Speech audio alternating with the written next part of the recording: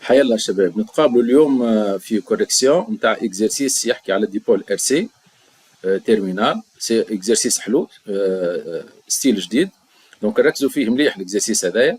قبل ما نشوفوا كوريكسيون نمشيو على اللين اسفل الفيديو على الدرايف نتاع لينونسي، نهبطوا لينونسي نخدموه وبعد نشوفوا كوريكسيون. Donc, نبداو باللينونسي. Donc, le circuit électrique de la figure 2 comprend, donc vous avez un générateur de FEME, un interrupteur K, un résisteur de résistance R1, un résisteur de résistance R2, un interrupteur K1, un condensateur de capacité C et un voltmètre branché au bord du condensateur. À un instant de date t égale à 0 pris comme origine des temps, on ferme l'interrupteur K, donc on va fermer l'interrupteur K à un instant t égale à 0. Un dispositif approprié permet d'enregistrer l'évolution temporelle de l'intensité du courant I débité par le générateur G. L'enregistrement obtenu est représenté sur la figure 3, donc voilà I en fonction du temps. Donc l'intensité du courant traversant la branche contenant le condensateur est notée I1, donc l'intensité qui traverse la branche contenant le condensateur, on va la noter par I1, et l'intensité qui traverse le résisteur R2, on va la noter par I2, et l'intensité délivrée par le générateur, on va la noter par I. La première question, exprimée en fonction des paramètres caractéristiques du circuit, l'intensité I0 du courant débité par le générateur à l'instant de date t est égal à 0. Donc pour cela, on va appliquer la loi d'Emaille, donc UC plus UR1 moins E est égal à 0. Donc UC étant est égal à 0 à l'instant t égal à 0 et I0 est égal à, on l'a noté par I0, d'où donc R1 fois I0 est égal à E, donc I0 est égal à E sur R1. Voilà. La question B maintenant. On vous demande de déterminer l'intensité IP du courant fourni par le générateur lorsque le régime permanent s'établit, c'est-à-dire lorsque le régime permanent s'établit, c'est-à-dire lorsque il devient constant. Donc pour cela, on va toujours savoir qu'en régime permanent, Q est égal à Q max et l'intensité qui traverse le condensateur ici est égale à 0, c'est-à-dire en régime permanent, donc Q est égal à Q max, le condensateur se comporte comme un interrupteur ouvert. Donc, et le courant qui traverse le dipôle résisteur R2 est égal à celui délivré par le générateur en régime permanent, c'est-à-dire IP qui traverse R1 est égal à l'intensité du courant qui traverse le résisteur R2, puisqu'on a dit que le condensateur se comporte comme un interrupteur ouvert en régime permanent. Donc pour cela, on va utiliser la loi d'Emaille. Donc UR2 plus UR1 moins E est égal à 0. Donc d'où R1 plus R2 fois IP est égal à E. Donc IP est égal à E sur la somme des R. On peut utiliser là la loi de Pouilly puisque cette branche est ouverte. Voilà. Donc vous avez un circuit série. Donc IP est égal à E sur la somme des R, c'est-à-dire R1 plus R2. Voilà. La question 2 maintenant, montrer que l'intensité du courant I2 s'exprime sous la forme I2 égale à E moins R1 fois I sur R2. Donc pour cela, on va utiliser toujours la loi d'Emaille. Donc UR2 plus UR1 moins E est égal à 0. Donc R2 fois I2 plus R1 fois I est égal à E, d'où donc I2 est égal à E moins R1 fois I, le tout sur R2. Donc on a utilisé cette maille. Voilà. La question suivante maintenant, montrer que l'équadif régissant les variations de l'intensité du courant I délivré par le générateur, bien évidemment, s'écrit sous la forme IP est égal à C fois R1 fois R2 sur R1 plus R2, la dérivée de I par rapport au temps, plus I de T. Voilà. L'équadif en I. Donc, pour déterminer l'équadif en I, on va utiliser la loi d'Emaille. Donc, la loi d'Emaille passant par le condensateur maintenant. Donc, UC plus UR1 moins E est égal à 0. Donc, UC plus UR1 est égal à E. On va remplacer UC par Q sur C et plus UR1 par R1 fois I est égal à E. On dérive donc cette expression-là. Donc, C étant égal à une constante, donc 1 sur C, la dérivée de Q par rapport au temps, plus R1 fois la dérivée de I par rapport au temps est égale, E est égal à une constante, donc la dérivée de E est égale à 0. D'où 1 sur C fois la dérivée de Q par rapport au temps, c'est égal à I1. On a dit que le courant qui traverse le condensateur, on va le noter par I1. Donc, la dérivée de Q par rapport au temps, c'est égal à I1, plus R1 fois la dérivée de I par rapport au temps, est égal à 0. On va noter cette équation par 1, cette relation, donc on va la noter 1. Maintenant, la loi des nœuds en F. La loi des nœuds en F, donc on peut écrire que I est égal à I2 plus I1, voilà, donc I2 plus I1, donc d'où I1 est égal à I moins I2. Avec, d'après la question précédente, on a dit que I2 est égal à E moins R1 fois I sur R2, donc on va remplacer I2 par son expression, d'où I1 est égal à I moins I2, donc moins tout ce terme-là. Donc d'où I1 est égal à 1 plus R1 sur R2 fois I moins donc E sur R2. Donc on a développé cette égalité. Donc est égal R1 plus R2, le tout sur R2 fois I, moins E sur R. Donc on revient à la relation 1, on va remplacer I1 par son expression. Donc 1 sur C fois R1 plus R2 sur R2 fois I, moins E sur R2 fois C, donc 1 sur C, plus R1 fois la dérivée de I par rapport au temps. Tout ça est égal à 0. Donc, on multiplie toute cette expression par C. Donc, on retrouve l'équation demandée, c'est-à-dire IP égale à C fois le produit des résistances sur la somme fois la dérivée de I par rapport au temps plus I de T, l'équadif en I. Voilà. Maintenant, la question 3. La solution de cet équadif s'écrit sous la forme I égale à A plus B exponentielle moins T sur taux, avec A et B et taux, ce sont des constantes. Avec taux, c'est la constante du temps. On vous demande d'exprimer A, B et taux en fonction des grandeurs caractéristiques des éléments du circuit. Donc, on a dit qu'en régime permanent, I est égal à A plus B est égal à A. En régime permanent, c'est-à-dire T tend vers l'infini. Donc, ce terme-là tend vers 0, si vous voulez. Donc, I est égal à IP est égal E sur la somme des R, d'où A est égal à IP est égal à E sur la somme des R. Voilà. Maintenant, AT égale à 0, on a dit que I est égal à I0. On va remplacer T par 0, donc on aura A plus B. Donc, I AT égale à 0, c'est égal à A plus B. Or, I AT égale à 0, c'est égal à I0, égal à E sur R1. D'où A plus B est égal à E sur R1. D'où B égale à E sur R1 moins A. D'où donc B est égal à R2 fois E sur R1, facteur de R1 plus R2. Calculons maintenant taux.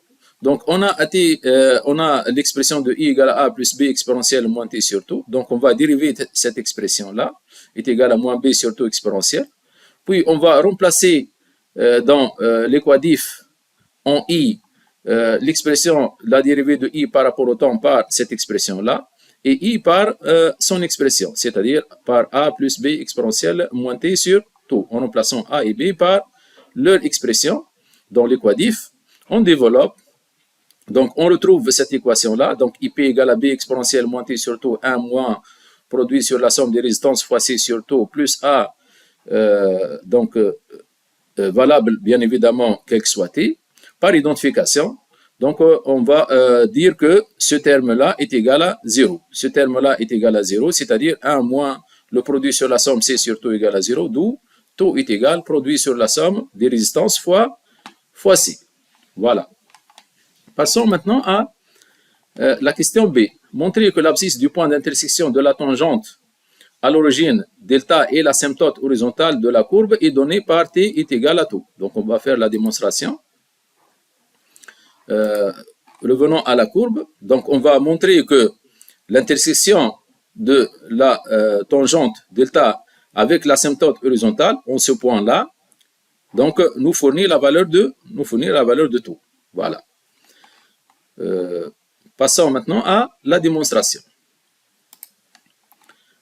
Donc, l'équation de la droite tangente à la courbe AT égale à 0 sous la forme AT plus B. c'est une droite affine. Avec A, c'est la pente de la tangente à la courbe, c'est-à-dire la dérivée de I par rapport au temps. Et B, c'est l'ordonnée à l'origine. Or, la dérivée de I par rapport au temps, on a dit que c'est égal à moins B sur taux exponentielle moins T sur taux. Donc, A est égal à la dérivée de I par rapport au temps. On va remplacer par T par 0, puisqu'on a dit la dérivée par rapport au temps à T est égal à 0. Donc, on trouve A égal à moins B sur taux. Voilà. Et l'ordonnée à l'origine B est égal à I à l'instant T égal à 0, c'est-à-dire est égal à I0, c'est égal à E sur R1. Par conséquent, on peut remplacer maintenant chaque terme par son expression. Donc, on peut écrire I est égal à moins B sur taux fois T plus l'ordonnée à l'origine, c'est-à-dire E sur R1. Donc, on a l'équation de la droite delta est égale à moins B sur taux fois T plus E sur R1, I égale. IP étant égal à E sur la somme des aires, l'intersection de la tangente AT égale à 0 avec l'asymptote I égale à IP nous fournit donc moins B sur taux fois taux plus E sur R1 égale à quoi? Égale à IP. Donc on va remplacer I par IP. Donc on trouve T est égal finalement à taux, en remplaçant chaque terme par son expression, ce QFD, c'est-à-dire ce qu'il faut démontrer. Et la question suivante maintenant, on déduit la valeur de taux.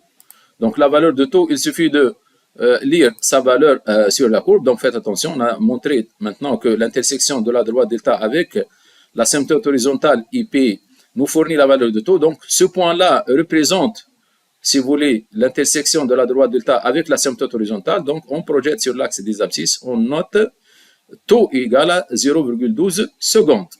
Voilà. On note taux égal à 0,12 secondes. Petit d maintenant, représenter le schéma du circuit permettant d'obtenir la même constante de temps taux, c'est-à-dire le circuit équivalent. Donc, puisqu'on a dit que taux est égal le produit sur la somme, ça nous rappelle la résistance équivalente de deux résistors montés en parallèle. Donc, tout se passe comme si vous avez R1 et R2 montés en parallèle avec le circuit. Donc, là, vous avez le condensateur C et le générateur. Donc, si vous remplacez R1 et R2 par la résistance équivalente, vous retrouvez L équivalente C et le condensateur. Voilà. La question suivante maintenant, en exploitant la courbe de la figure 3, déterminer la valeur de IP et I0. Puis on déduire le rapport R2 sur R1 est égal à 1,5. Donc, pour exploiter les courbes, la courbe donc I en fonction du temps, donc I AT égale à 0, on lit directement, c'est égal à 15 mA, puisqu'on a dit qu'un carreau représente 1,5 mA. Et le courant en régime permanent, IP, est égal à 6 mA. Voilà, d'après la courbe. Donc I0 égale à 15 mA et IP égale à 6 mA. La question suivante maintenant, on déduit R2 sur R1 égale à 1,5. Donc ce rapport, ça nous rappelle I0 sur IP, I0 étant égal à E sur R1, IP égale à E sur la somme des aires. Donc d'où I0 sur IP égale à 1 plus R2 sur R1, d'où R2 sur R1 égale à I0 sur IP moins 1. Donc on remplace chaque terme par son expression, I0 étant égal à 15 mA, IP égale à 6, donc moins 1 égale à 1,5, ce rapport-là. Et la question suivante, déterminer les valeurs des résistances R1, R2, sachant bien évidemment qu'en régime permanent, le voltmètre affiche une tension UFH est égale à 3,6, c'est-à-dire la tension aux bornes du condensateur est égale à 3,6 en régime permanent. Et cette tension est égale à celle aux bornes du résisteur R2, puisque le condensateur et R2 sont montés en parallèle. Donc, montés en parallèle, vous avez la même valeur de la tension. Ça, c'est très important. Donc, pour cela, pour déterminer R1 et R2, on a dit que UFH égale à UR2 égale à R2 fois IP, puisqu'on est en régime permanent. Donc, R2 égale à UFH sur IP. Donc, UFH 3,6, IP étant égal à 6 mA, donc c'est égal à 600 ohms. Et on va exploiter cette relation, R2 sur R1 égale à 1,5, d'où R1 est égal à R2 sur 1,5, égal à 400 ohms. La question suivante maintenant. On déduit la valeur de la FME du générateur ainsi que celle de la kappa du condensateur. Donc, pour déterminer la valeur de la FEM du générateur, on a dit que I0 AT égale à 0, c'est égal à E sur R1, d'où E est égal à R1 fois I0. R1 étant connu, donc égal à 400 ohms, fois 15 milliampères, donc est égal à 6 volts.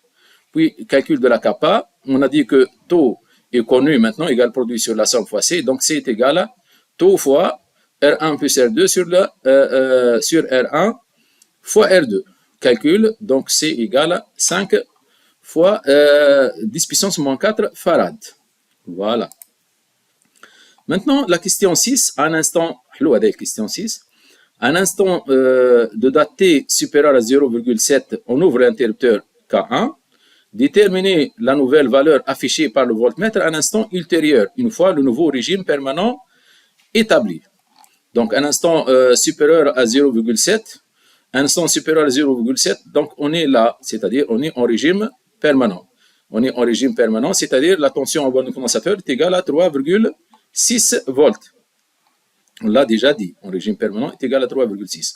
Donc, à partir de 3,6 volts, on dit qu'on va ouvrir l'interrupteur K1. L'interrupteur K1, je vous rappelle, c'est l'interrupteur qui lie le dipôle résistor au circuit. Donc, si on ouvre l'interrupteur K1, la résistance R2 est éliminée. Voilà, tout simplement. On aura uniquement ce circuit-là constitué par R1, le générateur et le condensateur. Voilà. On vous demande, dans ce cas-là, la valeur affichée par le voltmètre une fois le nouveau régime permanent est établi. Donc, la réponse, on a dit que la nouvelle valeur affichée par le voltmètre une fois le nouveau régime permanent établi, UFH étant est égal à 3,6.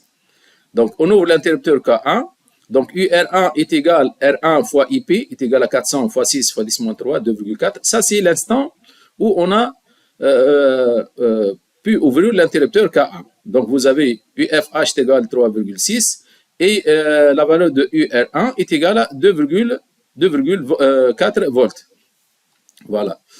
Le circuit est équivalent, on a dit que au circuit suivant, on a éliminé R2, donc il nous reste le condensateur, le résisteur de résistance R1 et le générateur. Voilà. Et le condensateur, maintenant, il est initialement chargé avec une tension initiale égale à 3,6. En régime permanent, donc UC va tendre vers quoi? Va tendre vers la valeur de la tension au générateur, c'est-à-dire la valeur de la faible E, c'est-à-dire 6 volts. En régime, une fois le nouveau régime permanent est établi. Donc là, on part d'un condensateur qui est initialement chargé avec une tension initiale égale à 3,6 volts. Le condensateur va continuer à se charger jusqu'à ce que la tension entre ces bornes soit égale à la tension aux bornes du générateur, c'est-à-dire 6 volts. Voilà.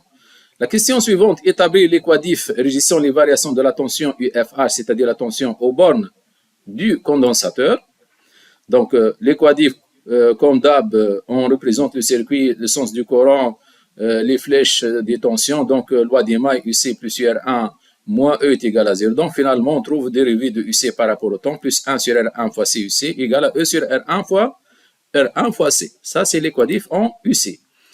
Petit c, la solution de cet équadif s'écrit sous la forme UC est égal à A plus B exponentielle moins T sur taux, où A et B sont des constantes positives et taux représente la constante de temps. Donnez les valeurs de A, B et taux, les nouvelles valeurs bien évidemment.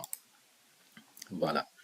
Donc dans ce cas-là, on a dit que taux est égal à R1 fois C, donc application numérique R1 égale à 400 ohms et taux ici est égal à 5 10 moins 4, donc on trouve 0,2 secondes. Le temps de charge, donc 5 taux est égal à 5 R1C, soit 1 seconde, temps de charge.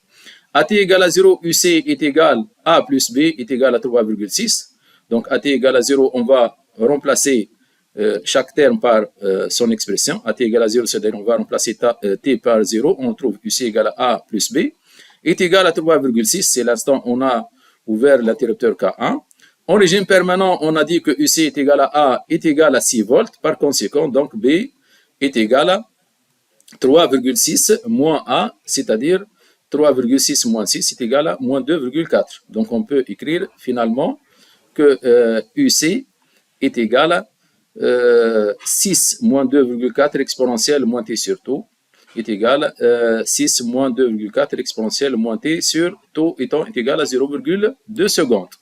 Et finalement, on vous demande de tracer l'allure des courbes UC et UR1. Donc, UR1, on a dit d'après la loi d'Ima est égal à E moins UC. Donc, est égal à E égale à 6 volts moins UC, c'est-à-dire moins cette expression-là, UC. On a remplacé A et B par son expression et tout par sa valeur, 0,2. Donc, est égal à 2,4 fois exponentielle moins T sur 0,02. Donc, on a dit que le temps de charge est égal à 1 seconde à peu près. Donc, le régime permanent commence à partir d'une seconde. La tension au borne condensateur à T égale à 0, c'est égal à 3,6. Et la tension va augmenter, c'est-à-dire le condensateur va continuer à se charger jusqu'à ce que sa valeur soit égale à E, égale à 6 volts, à l'instant T égale à 1 seconde. Et la tension au borne condensateur, au borne du pôle résisteur, commence à partir de 2,4 à T égale à 0, 2,4 volts, et va diminuer pour tendre vers 0 à l'instant T égale à 1 seconde, c'est-à-dire le temps de charge du condensateur. Voilà. Merci pour votre attention. نتقابلوا إن شاء الله في مواعيد لاحقة وبون كوراج وربي ينجحكم في الباك إن شاء الله. بسلامة.